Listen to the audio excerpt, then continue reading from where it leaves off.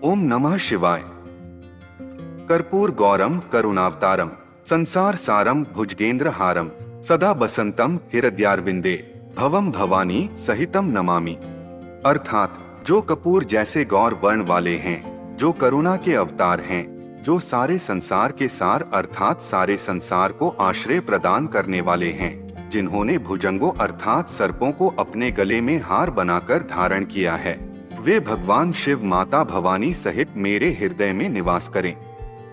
माता भवानी सहित भगवान शिव को मैं प्रणाम करता हूँ। जय भोलेनाथ। आज हम पौराणिक कथा के माध्यम से जानकारी देने का प्रयास करेंगे कि सावन के महीने में भगवान शिव की पूजा क्यों की जाती है और इसका क्या महत्व है।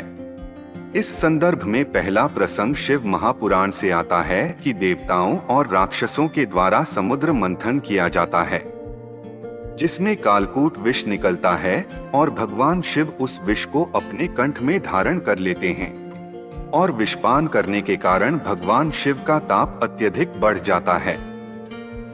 तब इंद्रदेव भगवान शिव पर जल की वर्षा करते हैं और भगवान शिव का ताप ठंडा हो जाता है। यह सावन का ही महीना होता है जब इंद्रदेव भगवान शिव पर जल वर्षाते हैं। भगवान शिव देवराज इंद्र पर अति प्रसन्न होते हैं और उन्हें आशीर्वाद देते हैं। फिर भगवान शिव देवराज इंद्र से कहते हैं कि तुमने इस सावन के महीने में मुझ पर जल वर्षा कर मुझे शीतलता प्रदान की है, सो आज से यह पावन महीना मेरे लिए अति प्रिय हो गया है। अतः जो भी भक्त इस पावन महीने में मुझे जल अर्पित करेगा उस पर मेरी अतिविशेष कृपा रहेगी। सो तभी से सावन के महीने में भगवान शिव की विशेष पूजा की जाती है। वैसे तो ज्येष्ठ और आषाढ़ के महीने में भयंकर तपिश के कारण पृथ्वी का ताप बढ़ जाता है और सभी प्रकार के जीव जंतु गर्मी बढ़ने के कारण परेशान हो जाते हैं।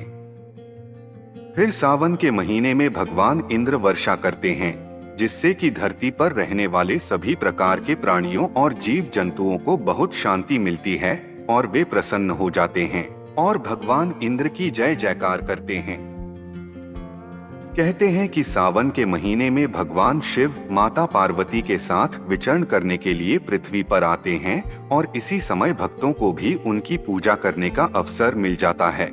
इस संदर्भ में दूसरा प्रसंग भी शिव महापुराण से ही आता है कि जब माता सती के पिता प्रजापति दक्ष ने अपनी राजधानी कनखल में एक विराट यज्ञ का आयोजन किया, लेकिन उन्होंने अपने जमाता शिव और पुत्री सती को यज्ञ में शामिल होने के लिए निमंत्रण नहीं दिया।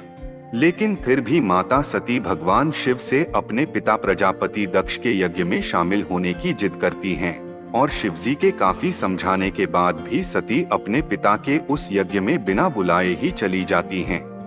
जब सती यज्ञ स्थल में पहुंची तो दक्ष प्रजापति ने शिवजी की घोर निंदा की और अपमान भरे शब्द कहे। इस पर माता सती को अत्यंत दुख हुआ और उन्होंने हर जन्म में भगवान शिव को अपने पति रूप में पाने की इच्छा रखते हुए अपने आप को यज्ञ कुंड में समर्पित कर दिया और अपने प्राण त्याग दिए। इसके बाद शिवगण यज्ञ को तहस नहस कर देते हैं और भगवान शिव को प्रजापति दक्ष पर अत्यंत क्रोध आता है और वे त्रिशूल से उसका धड़ अलग कर देते हैं। उसके बाद काफी कुछ घटना घटित होती है, जिसका वर्णन हम आने वाले समय में करेंगे। फिर कुछ समय पश्चात पर्वतराज हिमालय और रानी मैना के घर माता सती का दूसरा जन्म पार्वती के रूप में होता है।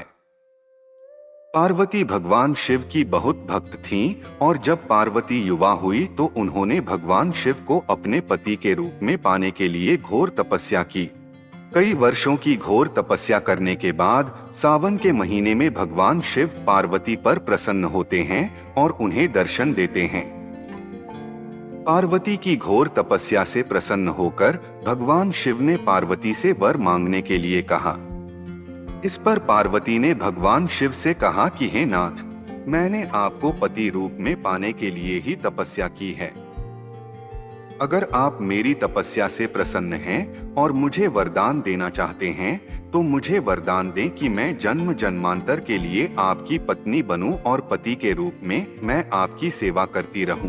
इस पर भगवान शिव पार्वती के वर मांगने पर अति प्रसन्न होते हैं और पार्वती को मनवांछित वरदान देते हैं और अपनी पत्नी के रूप में स्वीकार करते हैं। फिर भगवान शिव पार्वती से कहते हैं कि जिस प्रकार तुमने तपस्या करके सावन के महीने में मुझे प्राप्त किया, उसी प्रकार अगर कोई अविवाहित कन्या सावन के महीने में जल से अभिषेक करके चंदन और कुमकुम का लेपन लगाकर मेरा पूजन करेगी तो उसको भी मनचाहे वर की प्राप्ति होगी। तभी से अविवाहित युवतियां सावन के महीने में उपवास रखकर शिवलिंग पर दूध और जल चढ़ाकर चंदन और कुमकुम का लेप लगाकर भगवान शिव की पूजा करती हैं, जिससे भगवान शिव अति प्रसन्न होते हैं और उन्हें मनचाहा वर देकर उनकी मनोकामना पूरी करते हैं।